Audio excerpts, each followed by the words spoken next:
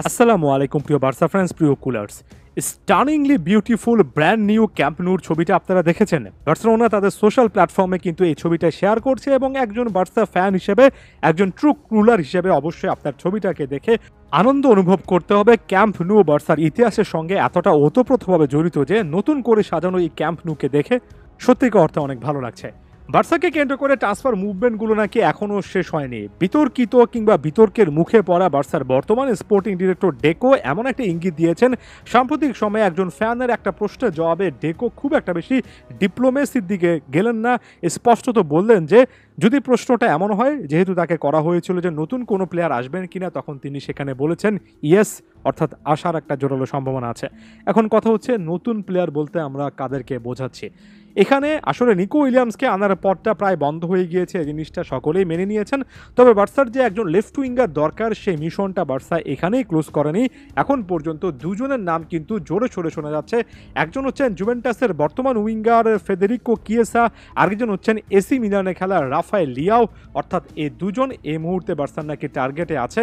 দুজনের মধ্যে যে কোনো একজনকে বার্সা আনতে চায় এবং তার দিকে ইঙ্গিত করেই নাকি শেষ পর্যন্ত বার্সার স্পোর্টিং ডিরেক্টর ওখানে ইয়েসটা বলেছেন। যদিও এর আগে বহুবার বার্সার স্পোর্টিং ডিরেক্টর কিংবা বোর্ড কর্মকর্তারা, এমনকি বোর্ড প্রেসিডেন্টও অনেক কথাবার্তা বলেছেন, শেষ পর্যন্ত সেটা বাস্তব হয়নি। তবে বার্সেলোনা ট্রান্সফার উইন্ডোটা শেষ হওয়ার আগ মুহূর্ত পর্যন্ত লেফট উইঙ্গারকে কেন্দ্র করে যে একটা প্ল্যান করবে, অন্তত চেষ্টা করবে, সেটা একেবারে স্পষ্ট। জুভেন্টাসের পক্ষ থেকেও নাকি আলোচনার টেবিলটা উন্মুক্ত করা হয়েছে এবং জুভেন্টাসের প্রায়োরিটিও নাকি, অর্থাৎ তাদের প্রাধান্য কি, সেটা নিয়েও নাকি কথাবার্তা বলা হচ্ছে। এই মুহূর্তে জুভেন্টাস নাকি এই প্লেয়ারটাকে সেল করতে চায় এবং বার্সা থেকে শুরু করে একাধিক ক্লাবের হয়তোবা আগ্রহী আছে। সে আগ্রহের মূল্যায়নটা তারা করতে চায় এবং সেটার বিনিময়ে একটা বড় অ্যামাউন্ট তারা তাদের পকেটে পুড়তে চায়। এখন ফেদেরিকো কিয়েসা সম্পর্কে যদি আপনি আরও এক দুটো সিজন আগে প্রশ্ন করতেন, রীতিমতো ভূয়সী প্রশংসা করতাম। তবে সেখানে এসে ভূয়সী প্রশংসা করতে পারছে না, এজন্য যে কিয়েসা কিন্তু সাম্প্রতিক সময়ে অনেকটা ইনজুরি প্রোন একজন ফুটবলার হিসেবে নিজেকে এস্টাবলিশ করে ফেলেছেন। 2022-এর শুরুর দিকে একটা বড় রকমের ইনজুরিতে পড়ার পরে প্রায় 9 মাসের মতো মাঠের বাইরে ছিলেন। তারপর যখন ফিরে এসেছেন 2022-এর শেষের দিকে, তারপর থেকে গত 1.5 বছরে বেশ কয়েকটা ইনজুরি কিন্তু তার খেলার পথে নানা সময় সমস্যা হয়েছে। এই জায়গা থেকে রাফায়েল লিয়াও হয়তো একটা বেটার পজিশনে ছিলেন বা এখনও আছেন। তবে এই মুহূর্ত পর্যন্ত আসলে রাফায়েল লিয়াওকে ঘিরে কী টাইপের প্ল্যান বার্সেলোনা করছে, সে জিনিসটা এখন পর্যন্ত বোঝা যাচ্ছে না।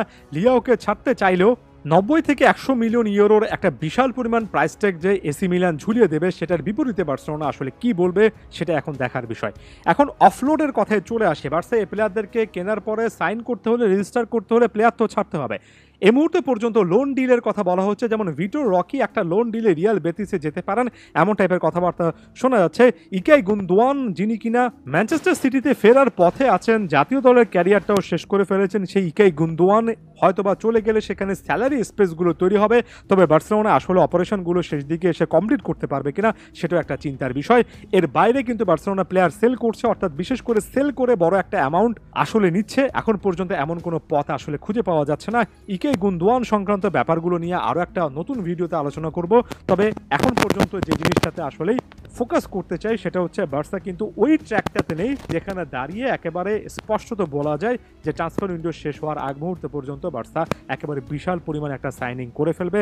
এখন পর্যন্ত সেই সাইনিংয়ের পথটা কি, সেটা আমার কাছে খুব একটা বেশি ওয়াইড ওপেন বলে মনে হচ্ছে না। দেখা যায় শেষ মুহূর্তে এসে বার্সা কি করতে পারে, নাকি আরও একবার এবার স্পোর্টিং ডিরেক্টর জাস্ট একটা ব্লাফ দিয়ে ট্রান্সফার উইন্ডোটা শেষ করান। আদিওস ভিস্কা এল বার্সা।